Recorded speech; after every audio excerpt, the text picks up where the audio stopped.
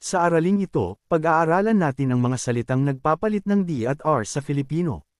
Ito ay ang mga din at rin, daw at raw, doon at roon, dito at rito, kasama na rin ng may at mayroon, pagkakaiba ng nang at pati ang pinto at pintuan. Pangunahing tuntunin, di at r. Mahalagang batas. Sa Filipino, nagiging r ang di kapag nasa gitna ng salita, napapagitnaan ng dalawang patinig. Tunog ang sinusunod, hindi lang baybay. Kapag nasa gitna ng dalawang patinig, ito ang pinakakaraniwang dahilan kung bakit ang di ay nagiging r. Kapag ang di ay napalilibutan ng patinig, a, e, i, o, u, nagiging mas madulas ang bigkas kung gagawin itong r.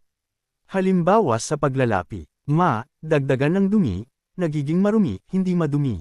Ma, dagdagan ng dami, nagiging marami, hindi madami. Lakad, dagdagan ng an, nagiging lakaran, hindi lakadan.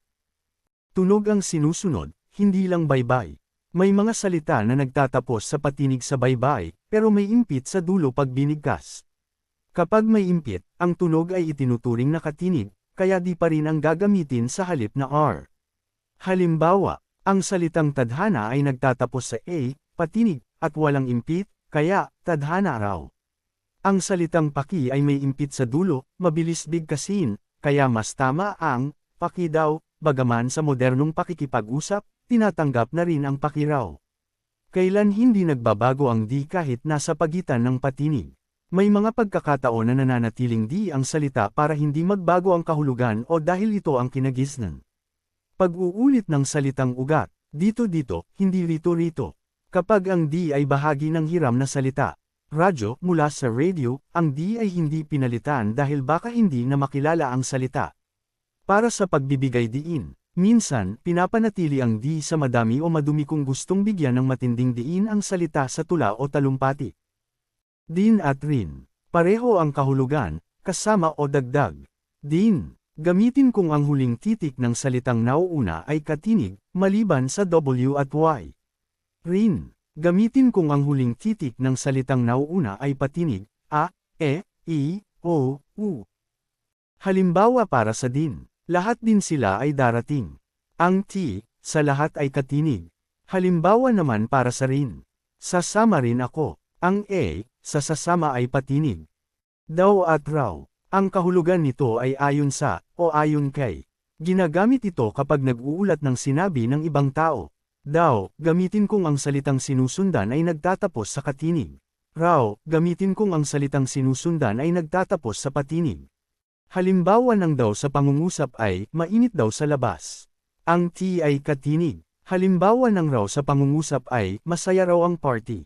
Ang a ay patinig. Dito at rito, ang kahulugan ay malapit sa nagsasalita. Dito, gamitin ng di, dito, kung ang naunang salita ay nagtatapos sa katinig. Rito, gamitin ng r, rito, kung ang naunang salita ay nagtatapos sa patinig. Halimbawa para sa dito, kumain dito, ang n ay katinig. Halimbawa naman para sa rito, punta ka rito, ang a ay patinig. Doon at roon, ang kahulugan ay malayo sa parehong nag-uusap. Doon, gamitin ang doon, kung ang naunang salita ay nagtatapos sa katinig. Roon, gamitin ang roon, kung ang naunang salita ay nagtatapos sa patinig. Halimbawa ng doon, kumain doon.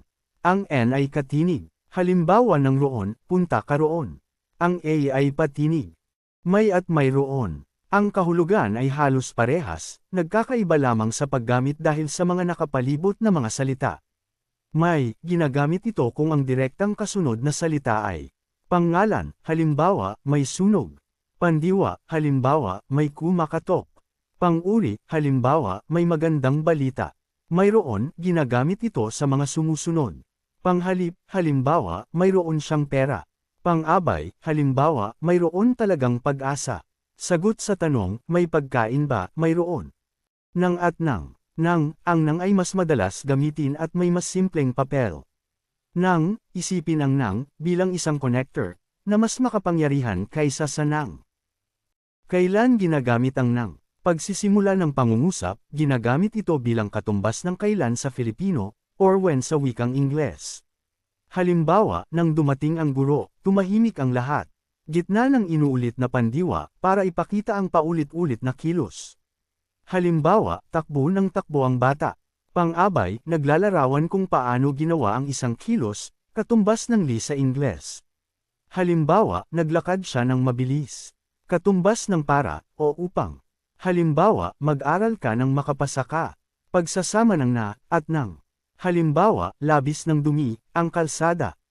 Kailan ginagamit ang ng? Pagsagot sa tanong na ano, o sino, kapag ang kasunod ay isang pangalan. Halimbawa, kumain siya ng mansanas. Ano ang kinain? Mansanas. Pagpapakita ng pagmamayari, katumbas ng of, sa wikang Ingles. Halimbawa, ang bag ng bata. Bag nino, ng bata. Tukoy na oras o petsa, halimbawa, aalis kami ng alas 5. Pinto at pintuan. Bagamat madalas pagpalitin, may kaibahan ang kanilang tinutukoy. Pinto, ito ang bahagi ng bahay na naisasara at naibubukas. Ito ang kahoy, bakal, o salamin na hinahawakan mo. Kahulugan, ang panel o harang. Halimbawa, isara mo ang pinto dahil malamig. Pintuan, ito ang espasyo o ang lagusan kung saan nakakabit ang pinto. Kahulugan, ang kinalalagyan o daanan.